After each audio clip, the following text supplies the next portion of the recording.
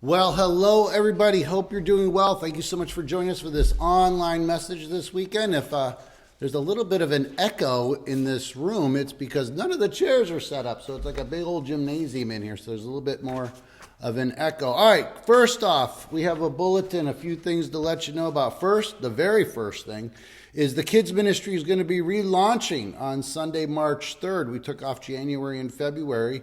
We're hosting a breakfast this coming Saturday. That's February 3rd. We're going to have Chick-fil-A.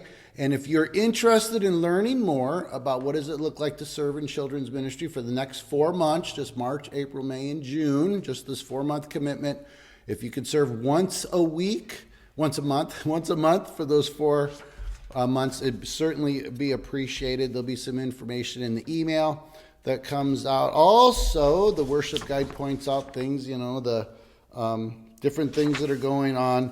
Ask Melinda Rosari if you're curious about how to receive a free smoke detector. If you're here someday, ask Tony Cummings about the Walk to Emmaus ministry. He's real passionate about that. Ask Ginger Caricato about how you can join or even host a fellowship dinner. All right, so check the email that accompanied this link for all those things. When it comes to calendar items, again, the kids ministry relaunch breakfast on Saturday. There's a women's Bible study on Saturday. Next Saturday, the 10th, is the men's breakfast at Bob Evans. So keep aware of all those things. All right. So wouldn't it be fun if somebody contacted me one day and said, I would like to give Deep Rivers Church $1 million. Just let's take a moment to pause on that. What would that look like if somebody called the church and said, hey, really like what you're doing. I'd like to give the church $1 million. But here's the thing. It comes with some 4 different scenarios. The first scenario is I'll give the church $1 million, but instead of a driveway, I want you to have a road that leads to the church. You're going to get some property somewhere. Just, there's a piece of property. But instead of a driveway, I want you to make a connection with the county, and I want it to be a road. And I want you to name the road after me. So I'll give you the $1 million. You can buy some property. You can build a building. But the driveway is going to become an official county road, and I want it named after me. All right? So what would that look like? Second scenario. They want to give the money. It's not a secret. They want people to know. But in their heart, they want to be greatly respected. They're kind of doing it for their reputation, their high esteem. They want other people to think nicely of them. Here's the third scenario. They give the money, but it's a secret. But in their heart, they think God is now happier with them because they gave the church or a church $1 million. The next scenario, the fourth and final scenario, is it's a secret, but their heart feels good about themselves. They have their guilty conscience is eased. They feel not just that God is happy with them, they just feel better about themselves. Dale Carnegie, in some respects, was responsible for the Jamestown flood that killed a lot of people, and indirectly he had some culpability in it. And then afterwards, he gave away a lot of money to build libraries. And I don't know what was in his heart, but if you're giving money to ease your conscience for something, would that be an issue? So which of these 4 scenarios is a problem? It's a good thing to want to give the church $1 million. No one's going to say, that's a bad idea. But if any of these 4 scenarios are part of the equation, then that could be a problem. The first one is obvious. If they want if they want a road named after them, they're doing it for the fame, the recognition. They're doing it for obvious reasons with a serious taint. If it's not a secret, but your heart wants to be great respected. That's the story of Ananias and Sapphira.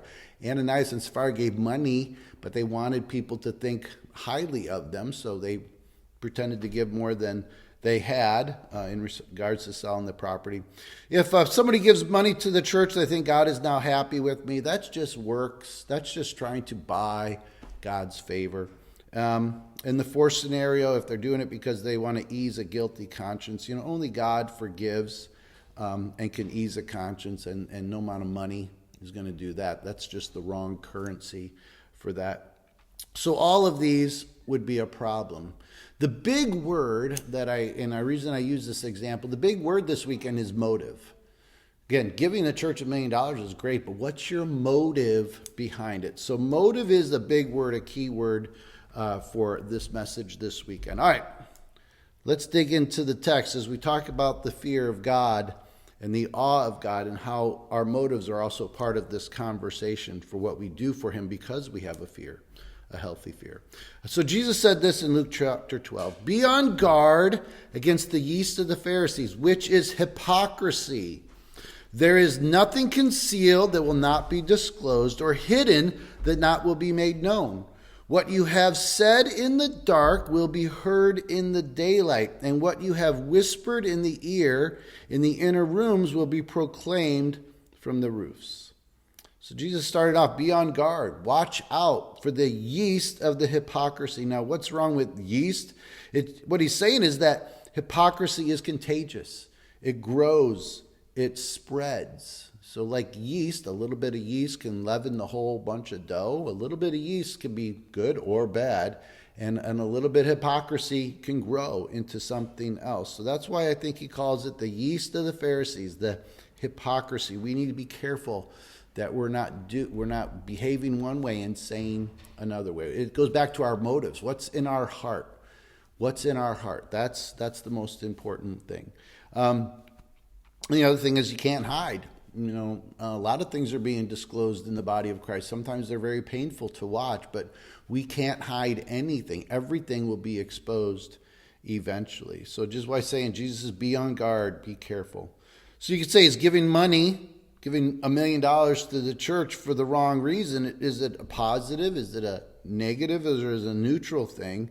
And here's odd point number one, is that giving $1 million for the wrong reason can be a problem. It could be a real issue if your motive isn't for the right reason. So even doing something commendable, giving a church $1 million, if you're not doing it with the right motives, that can be a problem. It can maybe actually work against you. The next two verses in Luke chapter 12, after Jesus says, watch out for the yeast of the Pharisees, everything will be exposed, he says, we've hit this passage a few times over the last few weeks. Do not be afraid of those who kill the body, and after that can do no more, but I will show you whom you should fear. Fear him who after your body has been killed has authority to throw you into hell. Yes, I tell you, fear him, obviously in a reference to God. Those who kill the body, who are they talking about? Now your brain might go to murderers, because who kills bodies? But murderers. But we might have an awkward moment here tomorrow morning, because tomorrow morning during this message, I'm going to say, who are those who kill the bodies? They're not murderers. And then I'm going to ask people to look to the right or left. And I'll ask you the same thing if you're in the room with somebody else. Look to the right or left. Those who could kill the body are not murderers, they're others. They're everyone all around us. Now, you're not sitting next to murderers, but you're sitting next to people. And the others, those who kill the body, that's a general way of saying people. We have a fear of man, and we've talked a lot about that, and we're going to continue to talk about it. We're going to have an awe of God, a healthy fear of the Lord. We have to say no to the fear of man and say yes to the fear of the Lord. So those who kill the body, not murderers, it's just people in general, people who we are afraid of, okay? Here's something ironic and what we call odd point number 2, the fear of man. The fear of man doesn't make us run from others, but toward them. We want to appease them and win them over. So you think the fear of man might be a murderer, I'm going to run the opposite way. I have a physical fear for my safety. That's what we're not talking about. The fear of man makes you run towards them. It makes you want to win them over. Everybody kind of wants to be everybody wants to be accepted, Everybody wants to belong to something. So when we're trying to appease people or trying to win them over, that's Ananias and Sapphira, they had not enough fear of the Lord. They had a fear of man. They were trying to win people over so they would be thought of highly. So it is the kind of opposite. Again, fear of man doesn't make you run away from it. It makes you run towards them because you're trying to win them over. The fear of man, as Jesus says, it traps us in the yeast of hypocrisy. It traps us in hypocrisy. It's living for approval of others by being fake, by being compromised, by saying one thing but meaning another. To say God's not going to watch, I can get away with this. Those are all levels of hypocrisy. Okay, that's the beautiful thing. The fear of the Lord frees us from the fear of man. If we're going to live our lives and with a healthy, constructive fear of the Lord, there's no room for any destructive fears, whether it's situational fear, circumstantial fear, or the fear of other people, because we're not going to care what other people think. We're only going to care about what God thinks. John Bevere, who wrote this book that we've been preaching our way through, this topic, I should say, he tells a story. He was well-liked. He was well-respected. He was on staff at a mega church. Everybody loved him. He said he was quick to give an unearned compliment, and he was always quick to, avoid confrontation. He just wanted to be liked. And he says this in his book. One day in prayer, I heard the Lord say, "Son, people say you are a loving and kind man." I distinctly recall the way he spoke it to my heart. I didn't sense his tone was affirming, so I cautiously said, "Yes, they do say that." He responded, "Do you know why you speak nice and complimentary to people even if it isn't true?" "Why?" "Because you fear their rejection. So who is the focus of your love, you or them?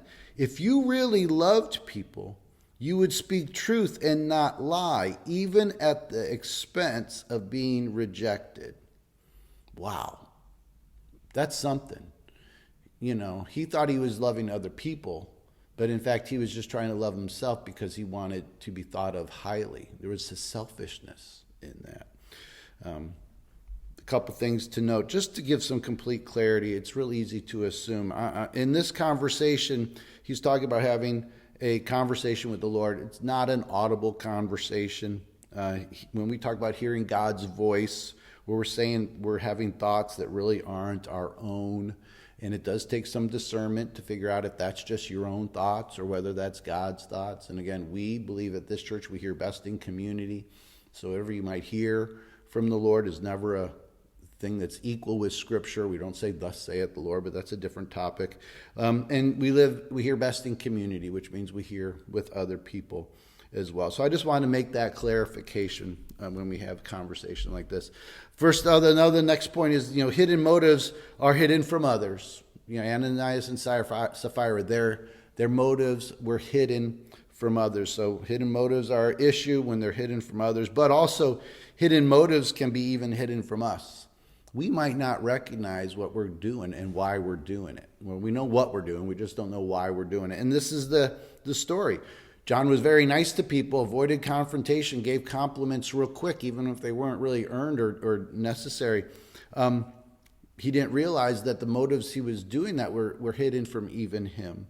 Okay, it's a sobering question to think how many of our motives are actually selfish at the core. How many of our motives are actually self-serving when it's said and done? I kind of want to pause, take a sip of coffee, and let you think about that. Why do you do the things that you do? And are they based in truly caring for other people and their wants and their needs? Or is there an element of selfishness in it?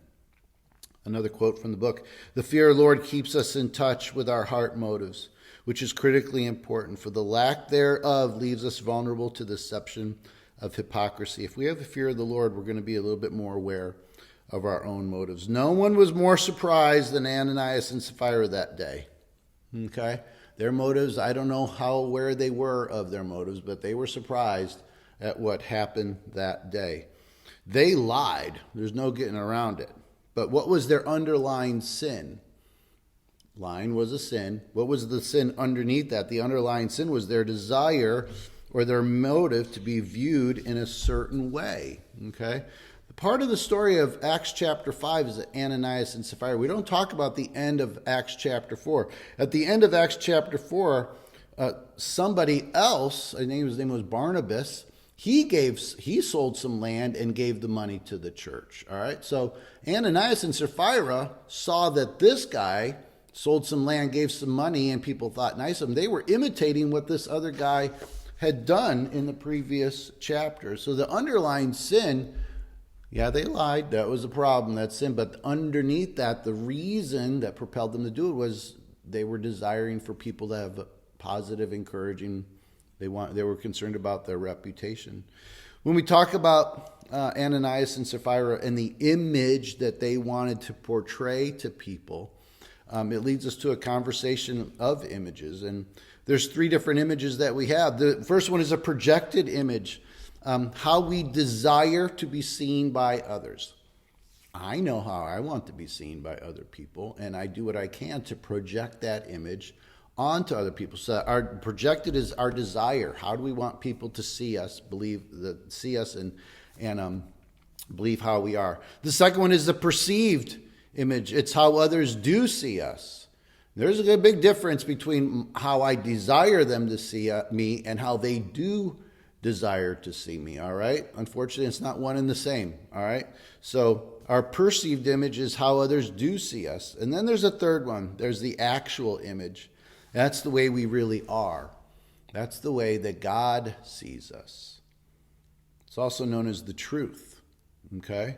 It's hidden from others, maybe hidden from us, but this passage that we read, everything is going to be known and exposed. So what we need to focus in is not the projected, how we desire to be seen, not the perceived, how others do see us, but we need to focus on the actual image of how God sees us and live from that image. When you think about image in Jesus, how was Jesus' image? What did it look like? His projected image, how did he desire to be viewed? First off, he desired not to be viewed as a king, okay? He didn't want to propel the people in this idea that he was a political Messiah, so he was aware of that. He did desire, how did he desire to be viewed? Not as a king. Others, actually, it's interesting, others projected their desires on him. They projected their desires of him on him. Okay, Jesus was not into self-promotion, but people had desires of what the Messiah would do. They took their desires and projected them on to Jesus. The actual way Jesus' image is actually quite different than what others thought of him. Colossians 1:15 says that Jesus is the image of the invisible God. And in Matthew 3, we see when God speaks at his baptism, at Jesus' baptism, "This is my Son, in whom I'm well pleased." The actual image of Jesus has endured, the real image, not his perceived one, and not the one that was projected on him by others. So why does it matter? A healthy fear of the Lord keeps you in check and enables you to live from your actual image, the truth of how God sees you. The opposite also holds true. The more you lack the fear of the Lord, the more you lean on your projected or your desired image. Okay? Again, let's go back to Ananias and Sapphira. They were all about their perceived image and how they desired to be seen. If there was social media in 33 AD, what would Ananias and Sapphira be doing on Facebook and Instagram and TikTok and all the different venues? All right, they would be portraying the best image of themselves possible. Why does Jesus use the word yeast? Is hypocrisy really that contagious? A little bit of yeast is going to affect. Why should we be on guard, be on watch? It's just a little bit of yeast. Is hypocrisy really that contagious? Well, I want you to stop and think. Culture today, especially, is all about comparison. It's all about pretending to be what we really aren't. And that's all hypocrisy. It's levels and degrees of hypocrisy. Okay? So we need to live from your actual image, not the perceived ones, not other people's opinions of you, and certainly not your own desires. Now, this is where the sermon enters into what we could almost call a danger zone. okay? Because when we're talking about the fear of the Lord and how we want to be seen by others, we're going to walk into a danger zone area right here. And again, I want you to remember the big word for the day is motive. Why do we do what we do? This is what John Bevere, two little sentences. What we do with the cross determines where we will spend eternity. The way we live as believers determines how we will live forever. I'm going to read that again. What we do with the cross, our belief in the cross, determines where we're going to spend eternity.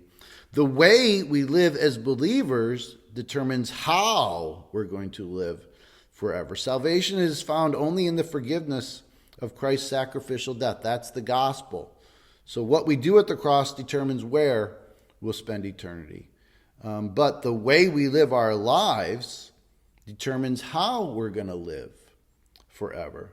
It's an interesting question. I know we've posed it before. When you die as a Christian and you go to heaven, does every Christian hear, "Well done, good and faithful servant"? Or will some people say, "Okay, come on in, you had all the right theology"? All right, that's the question we're going to pose. We're going to circle back to that at the end. What does the Bible have to say about how we will live forever? Fascinating passage, not a comfortable passage. 2 Corinthians 5:10, written about Christians.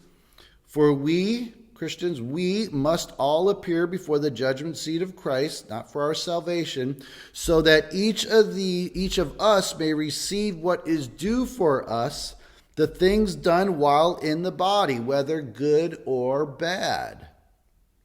Here's the odd point number 3. There seems to be rewards in heaven. Smaller rewards in the big reward, if you want to think about it that way. Okay? Again, this all ties back to our motives. Why are we having this part of the conversation? Why are we serving God? Why are we doing what we're doing? And we can't exclude this truth that there are rewards in heaven. Okay? Now, I read from the NIV. I'm going to read that passage again in the Amplified version. This is much longer.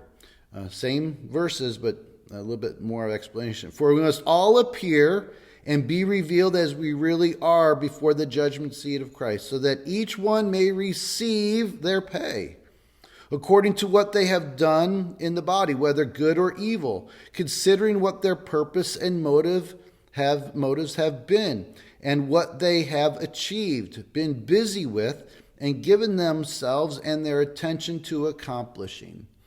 Again, there's the reason why I call this the danger zone of the message, the sermon, is that it is super quick to slip into the wrong motives. The why we do what we do is far more important than the what. It's all about motives. If we're going to have a fear of the Lord and we're going to serve Him, recognizing there are rewards for that service, we need to be super careful to ask, why am I doing this? Why am I so concerned about portraying this image that I'm trying to portray?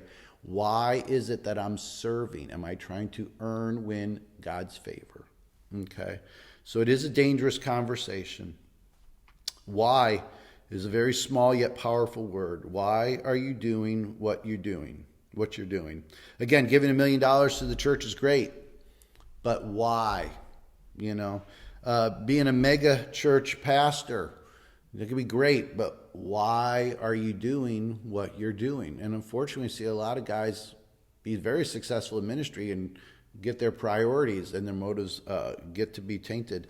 Hudson Taylor, incredibly successful missionary. If he wanted to be a missionary because he wanted to be in the Missionary Hall of Fame, that would be a problem. Or if he just had a love and burden for the Chinese people, that is a pure motive. So why are we doing what we're doing? Working for rewards. This is where it gets crazy. Not crazy, but this is something to think about. Working for rewards in heaven may be a tainted motivation. We serve God because we serve people. And if you're serving God because you think there's going to be rewards in heaven for you, what's that motive about? When you get to heaven and you run in there, and your first thing is, hey, where's my crown? Your first thing is, where's my mansion? What do I get for all my faithful service? What does that say about your heart of why you are serving? Why is incredibly important. The why is more important than the what. And we tend to get caught up on the what instead of the why. Again, I'll emphasize it. This is kind of a danger zone. That's why I want to mention again that this is not a salvation issue. Paul was smart enough to recognize the possibility of people falling into serving for the wrong reason. 1 Corinthians 3, 10 through 15. Each should build with care. Let's jump it into the middle of the passage here. Each should build with care. Serve. For no one can lay any foundation other than the one already laid, which is Jesus Christ. If anyone builds on this foundation using gold, silver, costly stones, wood, hay, or straw, their work will be shown for what it is, because the day will bring it to light. It will be revealed with fire, and the fire will test the quality of each person's work. If what was built survives, the builder will receive a reward. If it is burned up, the builder will suffer loss, but yet will be saved. So this isn't a salvation issue. This isn't work, serve, do good, because your salvation depends on it. Let's be clear about that, okay? But why are we doing? Motives matter. That could be a t-shirt. Maybe we'll do a DRC t-shirt one day. Motives matter, okay? The why of what is huge. The why of what you do is huge. What are your motives? What are your motives? You fear the Lord. You want to serve him. But why, okay? Why do we have a fear of man? What are our motives? And if we're going to serve God, what are our motives? As I mentioned at the beginning here, we're getting ready to relaunch the kids ministry, and we want to start. We're trying to find some folks to serve in kids ministry, and we want to focus on the why and not just the what. It's real easy for a church to say, this is what we need. We need you in this room doing this lesson this many times. That's the what. We want to focus on the why. There's a lot of wrong motivations for serving at the church. A wrong motivation is, well, somebody's got to do it, I might as well. It's an obligation, or maybe it's like my tithe. I got to serve. It's a obligation I got to do. Maybe feel pity for Pastor Matt because he's always up here trying to get people to serve, so I'm just going to go down there so he can stop. You just feel bad for me. Maybe you're just fired up about having Chick-fil-A on Saturday, so that's why you want to come. You're doing it for the food. Those are all kind of tainted and wrong motives. What are the right motives for serving in kids ministry? Again, it's not just kids ministry, but why? Well, for kids ministry, we want to see the God's reign and rule in our homes. That's why we want people to serve, because we want to see God's reign and rule in our homes. And we as a church can come along and supplement what's going on with the parents. We as a church have talked about we don't want any prodigals to grow up in our church. All right? It's great prayer, but how do we accomplish that? And the thing I think is if you think about this, every kid that's on the lower level is going to be a mom or a dad one day, most of them. The kids downstairs are future moms and dads. The kids downstairs are going to be leading their families. And it's just a great opportunity. If we see them as kids, but if we see them as future moms and future dads, future husbands and future wives, we all know how important the family is. Well, we need to instill godly biblical values into these kids when they're little if we want to see them become godly husbands and wives and moms and dads. I'll wrap it up with this. I kind of reworded a few lines from the book that we've been walking our way through. So John wrote this: please don't misunderstand. To be saved is nothing insignificant. We talk about rewards in heaven, okay? Please don't misunderstand. To be saved is nothing insignificant. It is infinitely better than being lost for all eternity. In heaven, we will all rejoice beyond our comprehension, but there will also be a sense of what could have been. Please hear my heart. It is my hope that the fear of the Lord will persuade you to not waste time on things that are of no profit, or to spend it focused on your projected or perceived image. It's my hope that your gift of time is dedicated in obedience to his word and spirit. So let's circle back to that question I asked a few moments ago. When a believer dies, a Christian dies, and they appear before heaven, do they hear, "Well done, good and faithful servant," even if they have been kind of lazy in their faith? Or do they hear something like, "Okay, come on in, you accepted the gospel. You didn't do much with it, but, you're saved, so come on in. Well done," or "Hey, come on in." I think there's a third option, to be honest. This is what I think. I think we all do hear, "Well done, good and faithful servant," because you persevered in the faith to the end. And that's not easy to do. We see a lot of people who don't persevere. So I do believe everybody hears, "Well done, good and faithful servant." But there also may be a sense of what could have been. Okay? We're going to be grateful for our salvation. We're going to rejoice forever in the presence of the Lord. But there also may be a sense of what could have been as we look back and see how we maybe weren't faithful stewards with what God has given to us. I think we need to we need to be intentional to live our lives that minimize the what could have been scenario. Okay? So we need to serve God. We need to serve others. We serve God by serving others. Okay? But we need to do it with a motive that comes from a pure and holy place. So if we're going to talk about the fear of the Lord, it hopefully motivates us to move and to serve, but we need to make sure we're doing it with the right reason. Three questions just to ponder as we wrap up. If you had a more constructive fear of the Lord, what motives would you need to adjust? All right, so if you had a healthy, constructive fear of the Lord, what motives are you kind of recognizing maybe need some adjustment? Okay. If you had a more constructive fear of the Lord, what priorities might need to change in your life? Okay. We all have priorities in life, and where do they need to be reshuffled a little bit if you had a constructive fear of the Lord? And the next one is, if you had a more constructive fear of the Lord, what attitudes and actions would you need to change? Actions, but even attitudes, mindsets. What things would have to be changed? Not just priorities, but actions would have to be changed. So and that means maybe a repenting and a turning away from something, turning towards something and turning away from something else. So, well, that's it. So thank you so much for hanging in with us.